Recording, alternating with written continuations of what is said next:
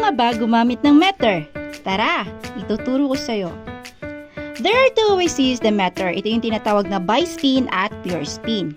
Pero kahit saan man dyan yung gagamitin mo, first thing na kailangan mo lang gawin is hanapin yung kanyang weak spot.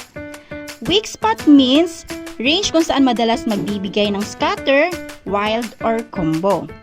Disclaimer lang na yung weak spot ay hindi yan palaging nasa the same spot. Again, hindi permanente. Dahil pwede yan nasa red, pwede din nasa green, nagbabago yan palagi. Bakit nga ba nagbabago? Dahil kapag di yan magbago ng spot, posibleng tataob yung bangka. Kaya wag basta-bastang tumira ng isang spot kung hindi ka sigurado na yun talaga yung weak spot.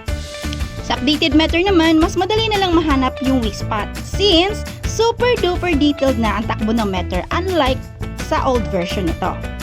Kailangan mo lang mag-test kung saan banda magbibigay yung isang laro. Need mo rin mahanap yung tamang bet.